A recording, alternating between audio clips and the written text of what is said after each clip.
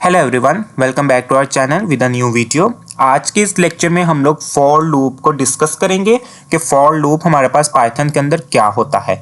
इससे पहले last class में हम लोगों ने स्टार्ट किया था व्हाइल लूप, और व्हाइल लूप के साथ साथ हमने उसी का यूज़ करते हुए एक प्रोजेक्ट ATM का बिल्ड भी किया था। सो अगर आप लोगों में से किसी ने भी उस लेक्चर को नहीं देखा तो उसका लिंक मैं डिस्क्रिप्शन में मेंशन कर दूंगा, गो एंड वॉच इट। सो हम लोग स्टार्ट करते हैं अपना आज का लेक्चर।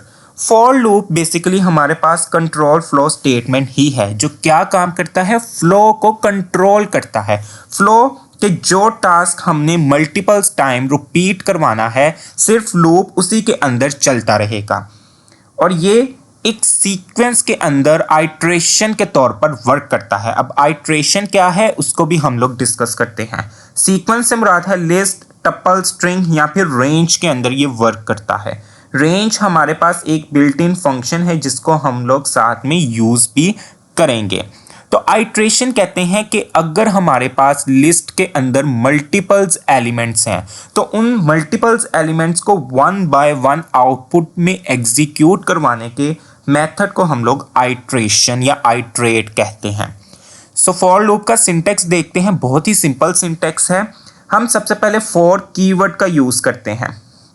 कीवर्ड के बाद यहाँ पे ये जो वेरिएबल है, this variable is called iteration variable, जो आइट्रेट करता है वन बाय वन सीक्वेंस के अंदर या लिस्ट टप्पल के अंदर जो आइटम्स होती हैं उनको वन बाय वन इस वेरिएबल को असाइन की जाती हैं, जो कि फिर इस लूप का यूज करते हुए क्या काम करता है, एग्जीक्यूट करता है।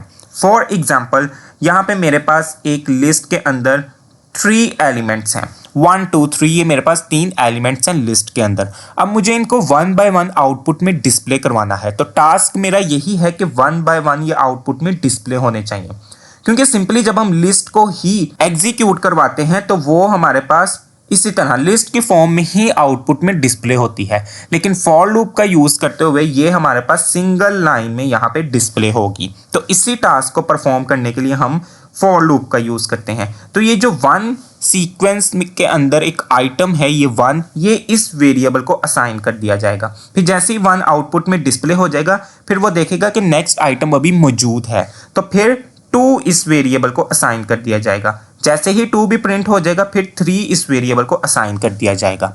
तो जैसे ही वो देखेगा कि 3 के बाद अब लिस्ट के अंदर कोई भी आइटम मौजूद नहीं है, तो वहीं पे ये लूप हमारा स्टॉप कर जाएगा। सो इसलिए हम लोग इसे आइट्रेशन के तौर पर फॉर लूप को यूज करते हैं।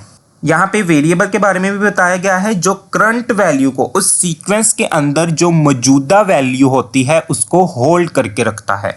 जिस तरह के बताया, पहले 1 को होल्ड करेगा, 1 आउटपुट में जैसे ही डिस्प्ले हो गया, फिर 2 उसको असाइन कर लेगा, फिर 3 को असाइन करेगा, और वन बाय वन ये इनको आइट्रेशन करता रहेगा। यानी कि बेसिकली आइट्रेट कहते हैं कि ऐड करना, अगली वैल्यू को वो खुद ब खुद असाइन करता चला जाता है। और सीक्वेंस हमारे पास लिस्ट, टप्पल, स्ट्रिंग्स या रेंज के अंदर हमारे पास एक सीक्वेंस मौजूद होता है। यहाँ पे इसकी हम लोग फ्लो डायग्राम देखते हैं। जैसे ही लूप स्टार्ट होता है तो बेसिकली लूप फॉर लूप के अंदर वो ये चेक करता है कि क्या ये आइटम इस सीक्वेंस के अंदर लास्ट तो नहीं है। जिस तरह के प्रीवियस एग्जांपल मैंने 1 2 और 3 की ली थी, तो सबसे पहले जैसे ही उस वेरिएबल को फॉर लूप के अंदर जो वेरिएबल है उसको 1 असाइन होगा, वो जाके पहले चेक करेगा कि क्या इस सीक्वेंस में 1 लास्ट आइटम तो नहीं है।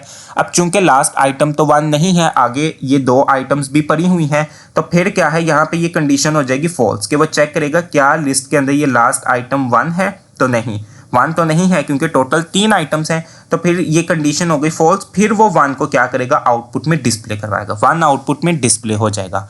फिर उसके बाद 2 उस वेरिएबल को ऑटोमेटिकली असाइन हो जाएगा। फिर वो आके यहाँ पे चेक करेगा कि क्या 2 तो नहीं है लास्ट एलिमेंट, नहीं, 2 भी लास्ट एलिमेंट नहीं है, कंडीशन क्या हो जाएगी, फॉल्स।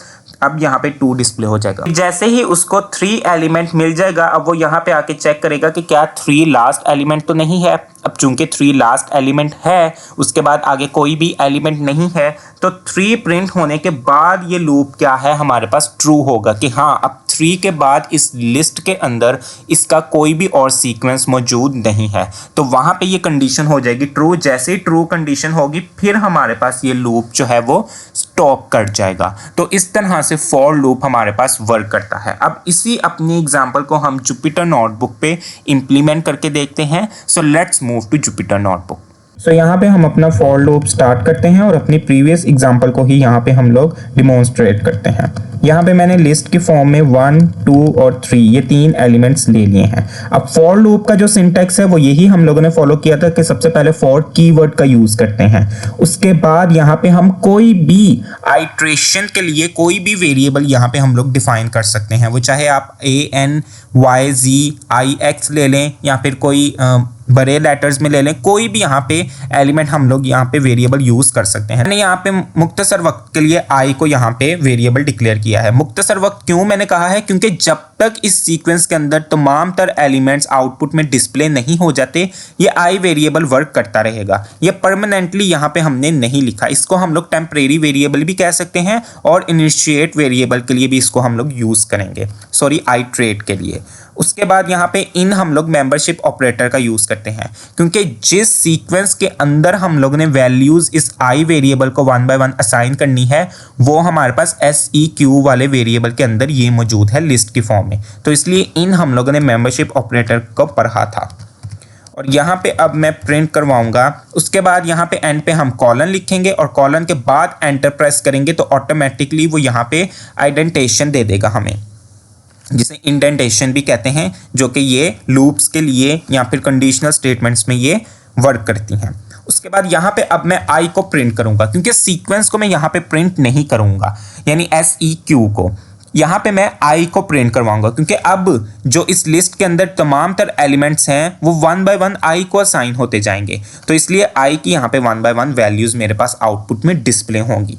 तो यहाँ पे देखिए मेरे पास 1, 2 और 3 यहाँ पे डिस्प्ले हो चुका है। सो इसलिए हम लोग लूप को फॉर लूप को यूज करते हैं जिसमें 1 by 1 वेरिएबल्स को या वैल्यूज को वो इनिशिएट करता है। सो यहाँ पे ये एग्जांपल हम लोगों ने लिस्ट के तौर पर यूज की है, तो सीक्वेंस में हमने ये भी पढ़ा था कि टप्पल के तौर पर भी हम लोग फॉर लूप को यूज कर सकते हैं। सो यहाँ पे मैं अब टप्पल में कुछ वैल्यूज ले लूंगा, वो वैल्यूज मेरे पास नंबर्स में भी हो सकती हैं, वो वैल्यूज मेरे पास किसी स्ट्रिंग में भी हो सकती हैं। तो यहाँ पे ये मेरे पास टप्पल्स में वैल्यूज आ गई हैं। फॉर लूप का यूज किया, अब मैंने यहाँ पे x वेरिएबल ले लिया है, तो फॉर के बाद आइट्रेशन के लिए कोई भी वेरिएबल हम यहाँ पे लिख सकते हैं और TUP टप। अब टप्पल में ये हमारे पास वर्क करेगा। सो यहाँ पे मैं x को अब कॉल करूंगा तो देखें 1 by 1 हमने यही चीज को देखा था कि अलग अलग लाइन पर डिस्प्ले करवाने के लिए हम फॉर लूप का यूज करते हैं, क्योंकि आइट्रेशन में वो वर्क करता है। सबसे पहले x की वैल्यू हो जाएगी 12, क्योंकि x इन TUP, इन का मतलब है कि तुम जाके TUP वाले वेरिएबल की जो वैल्यूज हैं मेमोरी के अंदर स्टोर उसको जाके एक्सेस करो।